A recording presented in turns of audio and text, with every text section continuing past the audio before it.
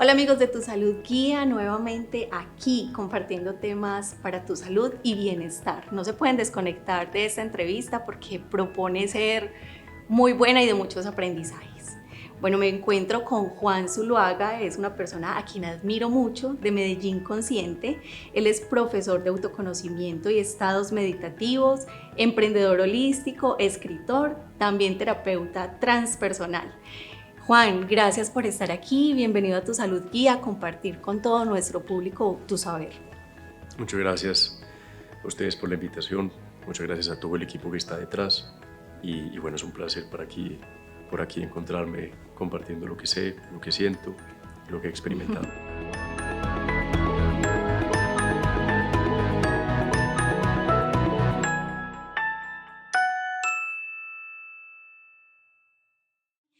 Bueno, quisiera escuchar de ti mismo qué vamos a ver o qué vamos a comprender en esta entrevista.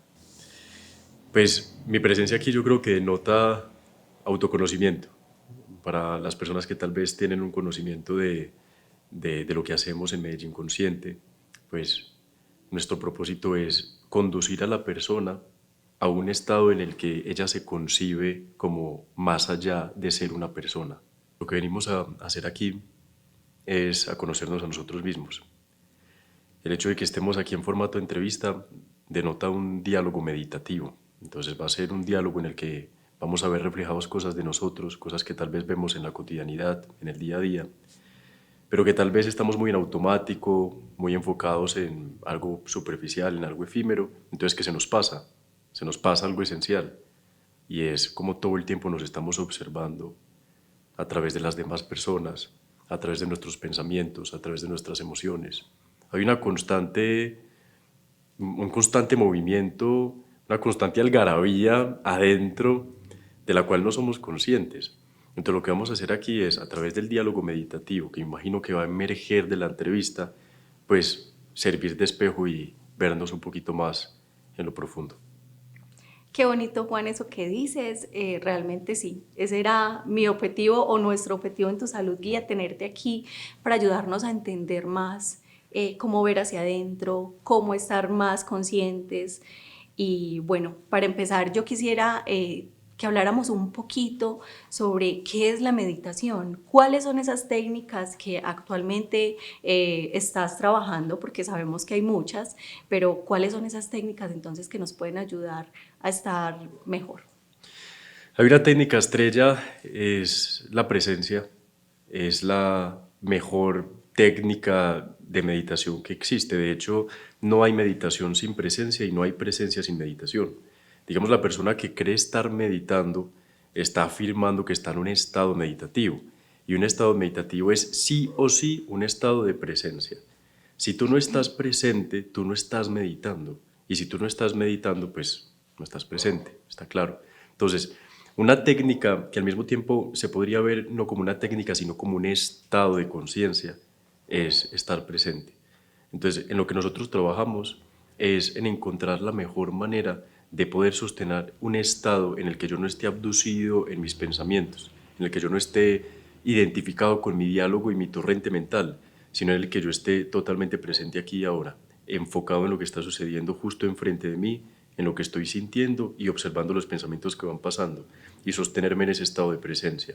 Suena muy complejo y para muchas personas tal vez puede ser algo excesivamente difícil, pero realmente no es difícil. Lo que es difícil es vivir en automático, eso es difícil. Lo que pasa es que como estamos acostumbrados, hemos generado unos hábitos ahí, entonces ya se nos hace fácil. Pero yo creo que todos coinciden en que es difícil porque genera ansiedad, porque genera estrés, y manejar el estrés y la ansiedad es difícil. Entonces lo que verdaderamente es fácil es vivir en la naturalidad del ser, y la naturalidad del ser implica simpleza, ver las cosas tal como son, observar mis emociones, sentirlas, permitirme sentirlas, no interponer una creencia o una interpretación antes de sentir la emoción, porque entonces se atraviesa lo que debería estar sintiendo, lo que no es bueno sentir o lo que no es bueno pensar. En cambio, si yo observo eso sin que se interfiera una interpretación, yo lo observo como lo que es y ahí me alineo con la simplicidad del ser y por ende estoy en un estado de presencia. Juan, sí, en el día a día estamos en ese piloto automático. Realmente tenemos que permitirnos ser conscientes de lo que estamos haciendo en el día a día. O sea, si estoy comiendo, disfrutar esa comida. Si estoy en una conversación como esta, conectarme y escucharte conscientemente, eso también denota un respeto por la otra persona y no estar pensando en tantas otras cosas. ¿Cómo dominar entonces la mente y permitir o poder lograr dejar esos pensamientos afuera y poderme concentrar en lo que estoy haciendo aquí y ahora, como ya lo dijiste? Listo, yo creo que el primer paso es renunciar a la idea de dominar la mente, ¿cierto? O sea, entiendo que para muchas personas sea fácil entenderlo de esa manera, pero la mente no se domina, la mente simplemente se concientiza. Tú observas la mente y en el momento en el que la observas, ella te deja de dominar. Ahí está el punto. Porque si no la observas, es la mente inconsciente todo el tiempo operando. Todo el tiempo estás inconsciente. Incluso lo puedes ver. Puedes ver. Si haces el gesto de revisar cómo está tu mente, te das cuenta de que casi ni siquiera sabes hacer la distinción entre tú y tus pensamientos. Tú crees ser tus pensamientos. Tú estás identificado con tus pensamientos, entonces cuando el pensamiento dice algo, saca cualquier conclusión, entonces tú crees que eres esa conclusión. Tú crees que eres un ente mental que concluye la realidad y ahí te pierdes. En cambio, cuando haces el gesto de observar esos pensamientos, tú te desidentificas de la mente te deja de dominar. Y en ese gesto, pues tú simplemente eres conciencia, solo conciencia. Tú ahí solo eres conciencia. Tú cuando observas la mente eres una conciencia testiga de los pensamientos.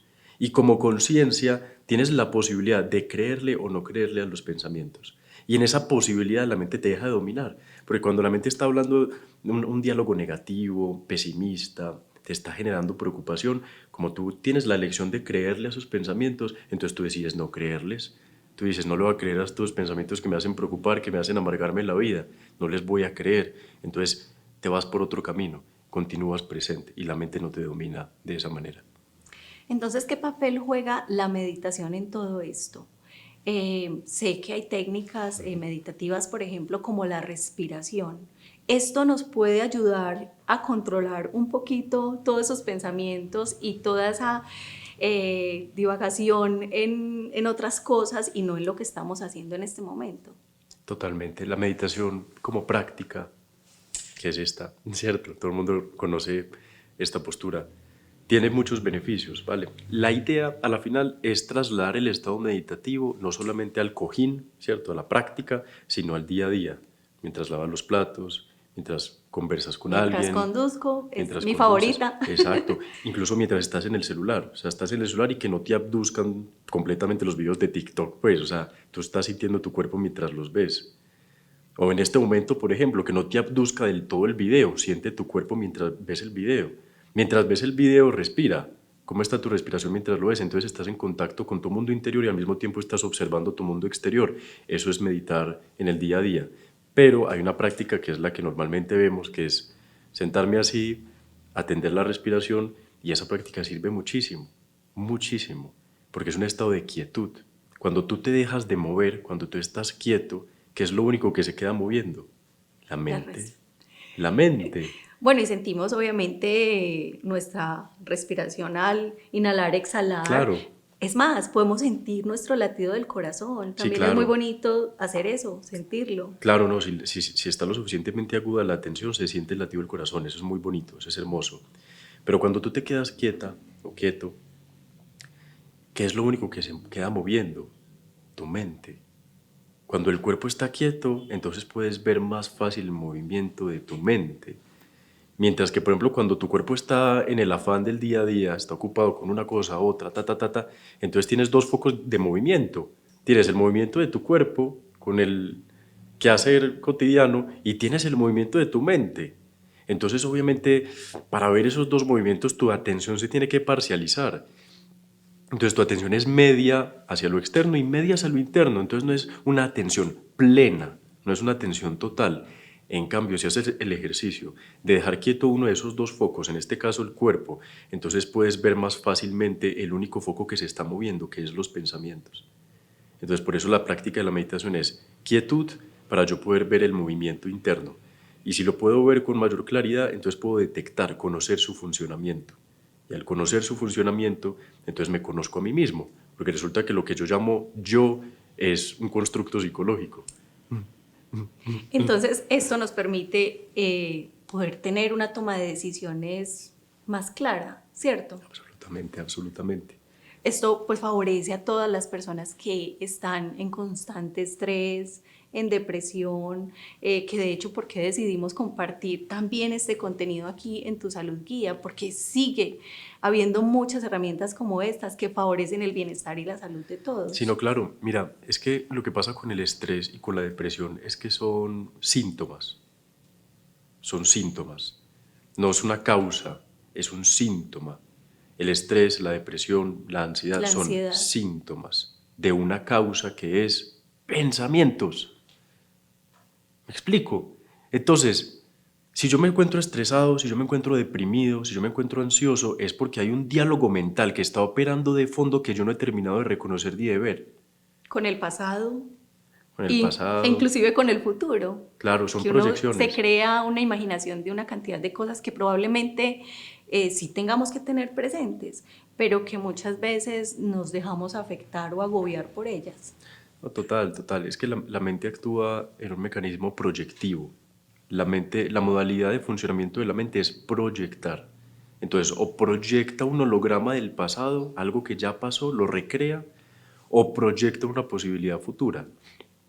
Vale, pero entonces lo que normalmente no hacemos, y por eso el estrés, por eso la ansiedad y por eso la depresión, es ser conscientes del punto de conciencia que está observando esa proyección. ¿Me explico? Es como si estuviéramos en cine y estuviéramos completamente identificados con la película. Pues eso resulta divertido siempre y cuando la película no sea de terror, ¿cierto? Porque te crees que es real eso de terror y muchas veces las películas que operan en la mente de la mayoría de personas son de terror. Entonces, es como si estuviéramos en un cine de terror, ¿cierto? Que es el equivalente a una mente no domada. La proyección de una película de terror es equivalente a una mente que no está concientizada. Entonces es como si estuviéramos en una película de terror en cine y estuviéramos totalmente identificados con lo que está pasando, con ese puta monstruo que está apareciendo. Estamos ahí identificados sin ser conscientes de que hay una conciencia que está observando eso, de que hay una conciencia de que hey, eso es una proyección. Me explico. Pero como no somos conscientes de que eso es una proyección y detrás hay una conciencia que observa, nos identificamos con la proyección y por eso sale la depresión, la ansiedad, el estrés, el déficit de atención también. De ahí salen todos los síntomas que padece el humano, que son esos cuatro, y yo le añadiría un quinto, un Alzheimer ni el hijo de puta, porque olvidamos quiénes somos. Entonces, estrés, yo creo que es básico, pan de cada día, lo venden en cada esquina. Estrés, ansiedad, depresión, déficit de atención, todos tenemos esas cuatro, analícenlo, obsérvenlo. Y una quinta, y es un Alzheimer, porque olvidamos quiénes somos, estamos súper desconectados de nuestro ser.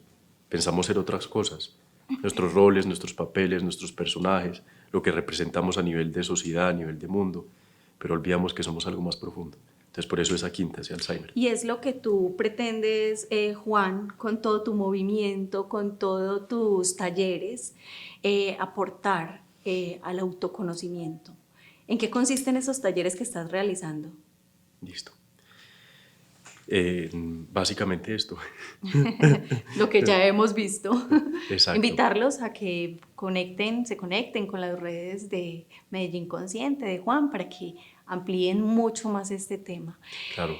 El programa, los cursos y los talleres que realizamos es un acompañamiento de un proceso en el que, como primera instancia, se aclara la semántica del significado que le damos a palabras importantes, ¿sí? Es decir que se le propone a la persona entender ciertas palabras que ella misma se cuenta de manera diferente. Porque cuando tú cambias el significado que le das a tus palabras, estás cambiando el significado que le das a tu realidad, porque resulta que tu realidad se compone en tu mente con palabras, con conceptos. ¿Me explico? Entonces, si cambias el significado de ciertos conceptos, cambia la manera, la perspectiva en la que ves la realidad. Entonces, acompañamos a la persona desde ese primer momento, pasando también por descubrir su propia sombra, que es descubrir sus propias densidades, lo que la tortura, lo que no la deja estar en paz consigo misma. Luego pasamos a un tercer proceso que es meditar, aprender a estar en un estado meditativo, en un estado de presencia sostenida, y por eso también meditamos en pareja y en grupo.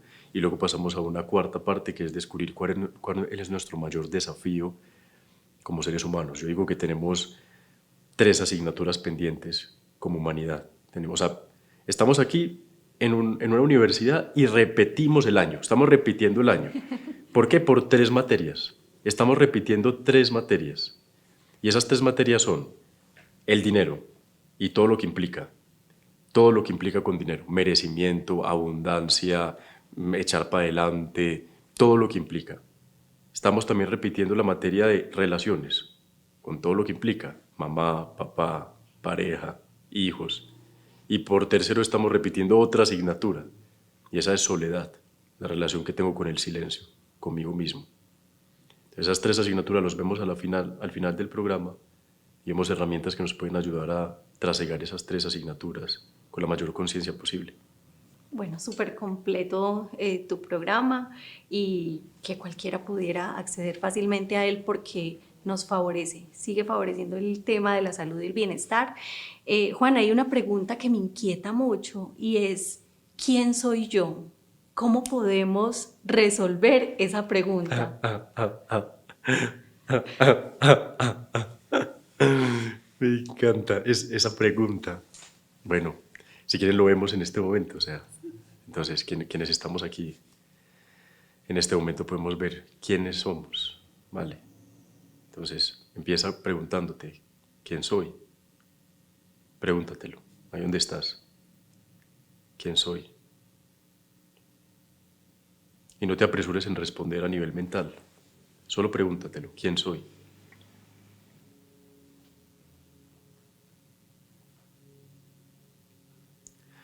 Muy probablemente al hacerte esa pregunta descubres que hay un silencio después. Eso eres. Es tan simple, la verdad, yo creí que era más complejo, no, pero quiero entender ese silencio. A ver, ayúdame a entender un poquito más esto. Vale. La mente quiere entender el silencio, pero cuando la mente entra al silencio, el silencio es el vacío y la mente es el contenido. ¿Me explico? Tú eres vacío. Eso suena, uy, no, pero yo cómo voy a ser vacío. Tú eres vacuidad, tú eres eternidad, tú eres silencio, tú eres vastedad, tú eres el infinito. Incluso la ciencia lo comprueba.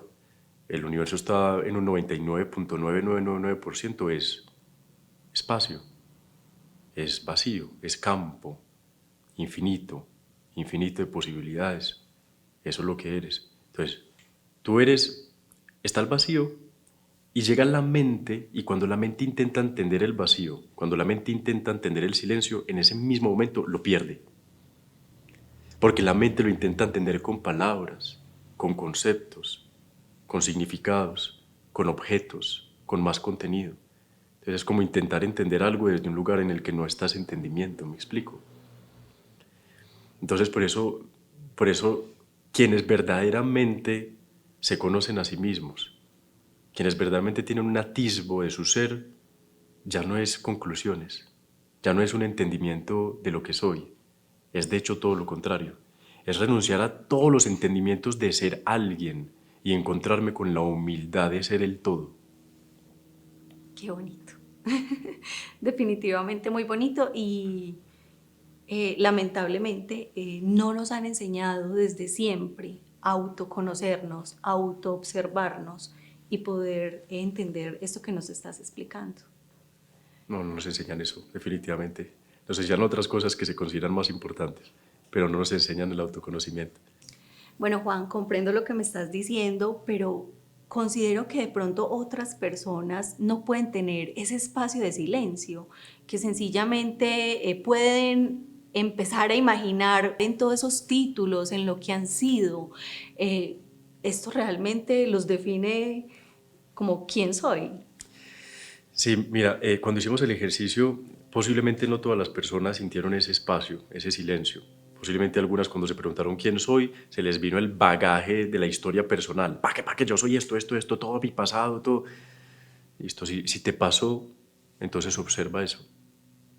Observa cuando se te viene todo eso que crees ser, que está fundamentado en una historia personal. Observa eso y pregúntate, si de verdad tú fueras eso, entonces ¿quién está observándolo? Si de verdad tú fueras esas historias personales, esas imágenes que te pinta tu mente cuando te haces la pregunta ¿quién soy? Si de verdad tú fueras eso, entonces ¿quién está observando eso? Hay una conciencia que observa todos esos pensamientos que aparecen. Tú eres esos pensamientos que aparecen queriendo representarte en tu yo pasado con tu historia personal, o tú eres la conciencia que está observando eso. Tú eres la conciencia que lo observa, porque la conciencia permanece. Incluso cuando eso se va, cuando tu historia personal ya no está, la conciencia permanece. Entonces tú eres esa conciencia que lo observa. Lo que pasa es que tal vez se te hace difícil verlo, es porque todavía estás identificado con ser tu historia personal, con ser tu pasado. A eso le llamamos en el autoconocimiento el ego. Estás identificado todavía con tu ego. Pero si tú haces el gesto de observar incluso esa historia personal, te das cuenta de que tú no eres tu historia personal. Por supuesto, tus títulos, tus roles, tus interpretaciones de ti mismo, tú no eres nada de eso. Nada de eso te puede definir, es más, no te puede definir. El ser no se puede conceptualizar. Cuando tú intentas definirte a ti mismo, te estás encerrando en una definición. Tú no eres médico, tú no eres mamá, esos son significados, esos son interpretaciones. Ahora, en un plano personal sí que eres todo eso y muchas cosas más, pero en un plano esencial, tú no eres nada de eso, porque tú no eres ningún significado. Porque un significado tiene un atributo y es que es relativo, es volátil, es variable. En cambio, tu ser no es ni volátil ni variable, tu ser es permanente, es esencial, es uno con la sustancia del universo y la sustancia del universo es eterna, es constante. A diferencia de tu ego, que es inconstante, variable, volátil, relativo, dependiente, desde qué ángulo me veo. Entonces, desde aquí soy bonito y desde aquí soy feo. Me miro hacia el espejo y soy bonito, desde me miro aquí al feo y soy feo. Claro, ese es el ego, es relativo. Dependiendo del ángulo desde donde se observe, es de determinada manera. En cambio, tu ser no es relativo. Desde el ángulo desde donde se observe el ser esencial, siempre se va a topar uno con la totalidad, con el absoluto. Juan, ¿qué ejercicios prácticos podemos tener para hacer ese reconocimiento de nuestro ser? Hay uno muy bonito y es la autoindagación, ¿sabes? La autoindagación. Entonces, siempre que yo esté enredado en ruido mental, siempre es porque yo estoy generando un pseudo sentido de identidad en mi mente. Me explico.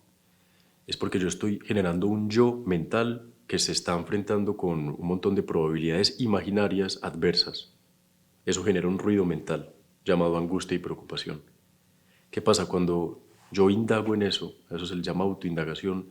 Entonces me pregunto, ¿quién es ese, quién está enredado en eso? ¿Quién es ese yo? Entonces, y te preguntas, ¿quién soy? ¿Quién es eso que está? ¿Qué es eso? Entonces la mente te responde, yo. Y entonces tú observas esa respuesta, dices, ¿y qué es yo? ¿Y, y qué es eso? Entonces otra vez te diriges al observador, al que cuestiona, al que observa. Y si la mente te vuelve a hacer otra pregunta, entonces otra vez tú te respondes, ¿y quién es eso? ¿Qué es eso? Y tú una y otra vez vuelves, te desligas.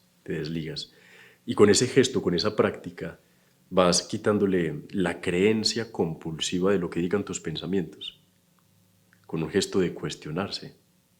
Cuando tú no te cuestionas, tú te comes el cuento que te cuenta la mente. Pero cuando tú te cuestionas, tú te desligas de la mente, tú te desligas del pensamiento. Entonces es un gesto de autoindagación. ¿Qué prácticas me sirve? Cuando yo estoy enredado en mi mente, digo, ¿quién está ahí? ¿Quién está ahí? Y lo miro. Y digo, pues yo estoy aquí. Pues yo no estoy allá. Yo estoy aquí. Yo estoy aquí en una simpleza hermosa. Y hasta me doy cuenta de que cuando estoy aquí, pues estoy enfrente de un día hermoso, un cielo azulito, despejado, precioso, un montón de gente andando, gente siendo con sus hijos, conversando. Y me doy cuenta de la hermosura de la vida, que es muy simple, porque hago el gesto de desligarme de ese drama mental. ¿Me explico? A través de cuestionarlo, ¿cierto? Yo porque tengo que estar pensando esto que pienso es necesario. ¿Esto que pienso es necesario o es opcional? Esto que pienso es opcional. Yo decido pensar en esto. No es necesario pensar en esto. ¿Me explico? Entonces creo que la mayor virtud del ser humano es identificar qué pensamientos son útiles y cuáles no. Sí. Porque en esa misma medida, pues yo pienso solo cosas útiles, ¿me explico? En esa misma medida yo decido pensar solo cosas que me resulten útiles. Pero la mayoría de personas piensan cosas que realmente no son útiles, dan vueltas, dan vueltas, dan vueltas. Están en una innecesariedad psicológica. Nos perdemos de las cosas maravillosas que podemos Y claro, encontrar eso en hace que te nuestro día a desconectes día. totalmente, hace que te desconectes de la vida, total. Ahí volvemos a ese término de estamos en piloto automático Estamos en y piloto no automático, sí. estamos prestándole atención real a lo que debe ser importante, Totalmente. ¿cierto? Actuar más conscientemente, estar en relación más consciente con todo, con los demás, con la naturaleza, con todas las cosas que nos rodean. Así ¿Sí? es, así es. Juan, con todo esto que me estás diciendo, yo tengo otra pregunta y es, ¿solo hasta saber quién soy yo voy a lograr ser feliz o también me puedo permitir estar triste, no ser feliz completamente y pues ir teniendo un proceso hasta lograrlo? ¿O, o es válido durante toda la vida poder estar en esos altibajos? Es que la felicidad es un concepto demasiado prostituido. O sea, ¿qué es la felicidad? ¿Qué es la ¿Cierto? felicidad? Hablemos de qué es la felicidad. Mira, si la felicidad no es paz interior, entonces no es felicidad, es sobreestímulo, es placer prolongado. ¿Me explico? Entonces, mucha gente dice, no, yo quiero ser feliz, pero no le hace caso a su paz interior. No se enfoca en su paz interior. Entonces, es una felicidad superficial, comercial, Sí, muy consumista, demasiado. Entonces, tenemos que identificar qué realmente es la felicidad. Y vemos que la felicidad es algo también muy volátil, porque tú no puedes estar triste y al mismo tiempo feliz. O sea, van como en contra. Entonces, tú no puedes estar feliz si acabas de perder un familiar, me explico. Y había ahí algo, uy, puta, es difícil estar feliz. Bueno, puedes hacerlo, ¿cierto? Un crack, o sea, si lo haces, mis respetos, full. Pero mira, la felicidad es volátil, ella viene y va. Cuando las cosas van bien, probablemente estás feliz. Cuando las cosas van mal, probablemente no estás feliz. En cambio, mira esto lo bonito, en cambio, la paz sí puede coexistir. permanecer. Exacto. La paz sí puede estar frente a una tristeza. Tú puedes estar triste, pero estar en paz en el fondo. Tú puedes estar triste porque acabas de perder un familiar, pero estar en paz por el hecho de que consideras que es lo mejor para él, porque está sufriendo. ¿Me explico? Tú estás en paz de fondo, pero estás al mismo tiempo triste, pero esa paz no te deja envolverte en la tristeza, en un drama, no, esa paz te sostiene, te sostiene. Entonces, si vamos a hablar de una felicidad naciente de esa paz, bienvenida, bienvenida. Y claro, como la felicidad es, digamos, la superficie de las olas, es el oleaje, superficie, y la paz es el fondo, pues claro, es totalmente válido que tú estés en paz en lo profundo de ti mismo, en conocerte a ti mismo, pero al mismo tiempo tener altibajos en la vida. Hay veces, pues, estás triste. Qué maravilla la tristeza, siempre y cuando conserves la paz de fondo, siempre y cuando no la alimentes con discursos, con dramas, con juicios, con quejas, con críticas, que no las alimentes. Además, pues que esto nos fortalece. Estar no tan bien en algunos momentos nos fortalece, nos ayuda a ser más fuertes, a tomar decisiones más conscientemente de determinada situación que estemos Oh, viviendo. claro, es un proceso, nosotros le llamamos contracción, ¿vale? Los procesos de tristeza, de recogimiento, los llamamos contracción. Y la contracción se puede vivir desde un estado muy armonioso, desde un estado de paz. La mayoría de personas no estamos entrenadas a vivir la contracción de manera consciente. Y la contracción la identificamos como algo negativo. Con muchas personas, por ejemplo, vivieron el COVID. El COVID fue una contracción colectiva. El COVID fue una contracción humana. Porque mira, incluso fue tan contractivo que todo el mundo se contrajo para sus propias casas. en la cuarentena. El COVID fue una contracción humana, pero como no estamos educados a vivir la contracción de manera consciente, entonces la consideramos algo negativo, algo malo, algo que no debió de haber sucedido. ¿Me explico? Pero si en cambio yo cojo la contracción como un movimiento natural, como un movimiento necesario, un movimiento parte del flujo, entonces yo vivo la contracción desde un estado de paz y la tristeza, incluso un enojo, lo puedo vivir desde un estado de mayor armonía. Y quién sabe si a partir de esa tristeza vivida, desde esa paz sale, no sé, un poema, sale algo bonito, sale inspiración tal vez. ¿Me explico? Así es. Juan, creo que tengo otra pregunta que no podría dejar pasar en esta entrevista y es, ¿cómo encuentro mi propósito de vida? Todavía sé que muchas personas, eh, ya inclusive en su adultez, todavía siguen buscando la respuesta. ¿Cómo hacer? ¿Tú qué nos puedes decir frente a esto? El propósito de vida se puede definir en dos partes, ¿vale? Está la parte externa del propósito de vida, que es propósito de vida en cuanto a hacer, accionar, conseguir, lograr, trabajar, vocación. Y está el propósito de vida interno, ¿vale? El propósito de vida externo varía de persona en persona. Si hay 8.000 millones de personas en el mundo, entonces hay 8.000 millones de propósitos de vida externos, ¿vale? Tu propósito de vida externo puede ser, no sé, contribuir a ayudar en una granja con alemanes, por ejemplo. O puede ser simplemente ser una ama de casa y cuidar a tus niños. O puede ser un empresario súper exitoso. Ninguno es mejor o peor. Tu propósito de vida externo es relativo, varía. Tú tienes un exclusivo propósito de vida externo y todas las personas que conoces tienen un exclusivo propósito de vida externo. A diferencia, a diferencia del propósito de vida interno, ese es para todos. El propósito de vida interno es para todos. Ese no es relativo, ese no cambia, ese no varía de persona en persona. Ese es universal para todos. El propósito de vida interno es despertar a la realidad de lo que somos. Es despertar a la realidad de lo que somos. Es conocernos, es entrar en contacto con una esencia subyacente. Es a lo que apuntan todos los sabios de todas las historias. Buda, Jesús, Lao Tse, anyway, todos los sabios. Conócete a ti mismo. Indaga qué es el ser, cuál es el ser que está detrás del personaje.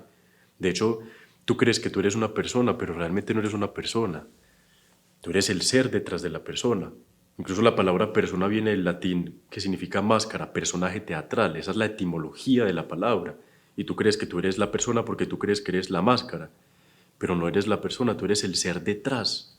Entonces el propósito de vida interno apunta a contactar con el ser detrás del personaje. Y ese va para todos. Eso es despertar una realidad esencial de lo que soy. ¿Vale? Y en eso nos enfocamos, en Medellín Consciente, en todas las terapias, y creo que en eso se enfoca todo terapeuta que apunte a la realización como tal, en conocernos más allá de lo que somos a nivel personal. Es lo que somos a nivel transpersonal, eso es lo que somos. Y eso es el propósito de vida interno que todos tenemos. En eso enfocarnos. Y ya después, cuando tú sepas quién eres, cuando tú degustes el ser, pues puedes hacer lo que te dé la puta gana afuera. Me explico, y ahí viene el propósito de vida externo, pero arraigado y enraizado en el ser. Si tú sabes quién eres, haz lo que quieras. Tienes un abanico entero de posibilidades, tienes el mundo entero, porque ya sabes quién eres, me explico. Porque ya tu ser no es relativo, no es dependiente, no busca aprobación, no tiene miedo al rechazo, no. Entonces desde ahí haz lo que quieras y construye tu propio propósito de vida externo, pero enraizado en una conciencia de lo que eres. La mayoría de personas lo hacen al contrario, buscan su propósito de vida externo para poder sentirse bien con ellas mismas. Yo les sugiero coger ese atajo, hacerlo a la inversa, cojan el atajo. Indaguen en lo que son, mediten, observen sus pensamientos, observen al observador. Sean conscientes de la conciencia que está de fondo, detrás de cada acción, detrás de cada sentir. Permanezcan ahí, en ese silencio, Y si no hay silencio, entonces aprendan a observar el espacio que hay entre pensamiento y pensamiento. Es decir, entre cada pensamiento hay un espacio. Tú tienes un pensamiento y después de ese pensamiento sigue un espacio hasta tener el siguiente pensamiento. Entonces tú piensas en algo y luego vuelves a pensar en algo. Normalmente no vemos el espacio. Saltamos de pensamiento en pensamiento en pensamiento en pensamiento y ahí es donde se construye nuestra linealidad psicológica, que resulta ser el sentido de ser, el yo. Eso es el ego. ¿Me explico?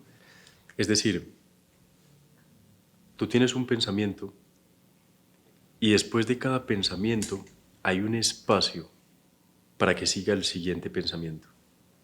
Habitualmente no encontramos ese En espacio. Es muy absoluto. difícil, estamos pensando y pensando seguidamente. Claro, saltamos de pensamiento en pensamiento, sin ver los espaciados que hay.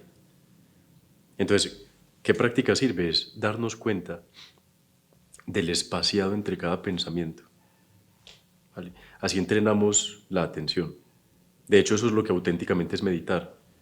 Ver el espaciado entre cada pensamiento. Ver que entre cada pensamiento hay un espacio. Y mira, lo bonito de esto es que entre más tú seas consciente del espacio entre cada pensamiento, en esa misma medida vas a notar que hay más espacio que pensamiento. Entonces tu mente va a ser espaciosa. Si tú atiendes los espacios de tu mente se va a volver una mente espaciosa. Entonces va a volver una mente clara, nítida, despejada. Ya va a dejar de ser una mente tumultuosa, saturada, sino que va a ser una mente nítida, lúcida, muy despejada. Porque tú entrenas tu atención para percibir no solamente el contenido de tu mente, sino el espaciado entre cada pensamiento. Eso. Juan, entrenar la mente hace parte también, o digamos que los psicólogos y los terapeutas se están apoyando bastante en eso, en todos los procesos con sus pacientes, consultantes, ¿cierto? Sí, es que yo creo que si una terapia no dirige a la persona a ser autosuficiente, a aprender a serenarse, a aprender a mirar cuál es el mecanismo que yo activo para que la cosa se aliviane un poco, si el terapeuta no hace eso con su paciente, no le enseña a ser autosuficiente, autónomo, a causarse su propio bienestar, a ser fuente de su propia plenitud, entonces está generando una relación de codependencia. Entonces el terapeuta lo que ha de hacer como tal, un terapeuta funcional, holístico, verdaderamente profundo, es enseñarle a la persona a que aprenda a hacerlo por ella misma. Bueno, Juan, y a todos los que nos están viendo, yo sencillamente agradecida porque estés aquí. Vamos terminando esta entrevista. Feliz, feliz de comprender todos estos temas y a partir de esas herramientas que nos dejas hoy, poder aprender más de mi autoconocimiento y tener todas estas herramientas para tener una vida más tranquila, más saludable, en paz, en armonía conmigo misma.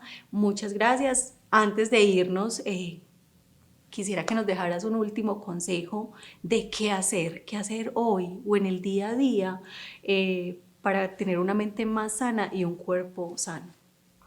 Listo. Mente sana implica casi que necesariamente cuerpo sano. Si tú tienes una mentalidad sana, funcional, entonces tu cuerpo responde de esa manera.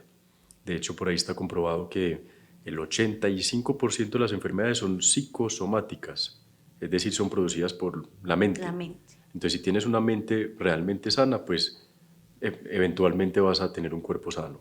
Entonces, eso vale aclararlo. Y por otro lado, ¿qué consejo para tener una mente sana? Pues no se envuelvan en dramas, no se envuelvan en dramas.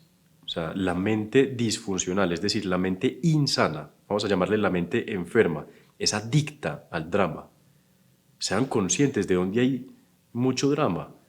Puede ser en una reunión social, en una reunión familiar, o los noticieros amarillistas, todo. Puta, por un lado, hagan ayuno de eso, hagan ayuno de drama, hagan ayuno de drama y miren cómo su cuerpo responde. Porque el drama mental se somatiza en el cuerpo como un miedo constante, un miedo de fondo. Hagan ayuno de drama para que sus niveles de miedo bajen. Identifiquen dónde está el drama, identifiquen, no lo juzguen, no juzguen a las personas que ven dramáticas, no las juzguen, escúchenlas lo necesario, pero no se envuelvan ahí, no caigan en una polaridad de víctima, victimario, justo, injusto, debería, no debería, no caigan ahí en ese juego de drama. Observen el drama como si fueran testigos de él, no se envuelvan en él, permanezcan atestiguándolo y no se envuelvan, hagan ayuno de drama. Eso para tener una mente sana. Muy bien, Juan, muchísimas gracias, gracias por estar aquí, por compartir tu saber, todo lo que haces con Medellín Consciente, maravilloso. Invitarlos a todos a que si en algún momento desean contactarse con Juan, con Medellín Consciente, para hacer todas estas prácticas, en la descripción del video van a encontrar sus datos de contacto, a sus redes, que podamos estar en contacto. Juan, también abierta la posibilidad de a quienes nos ven que puedan dejar sus preguntas aquí y en lo posible vamos a estar respondiendo para que sigamos aprendiendo de este tema tan maravilloso. Bueno, muchas gracias a ti por la invitación, otra vez al equipo que está detrás, muchas gracias, gracias y gracias a los que están observando y recibiendo esta información, ojalá la llevemos a la práctica. Hola, espero que el contenido de este video te haya sido útil.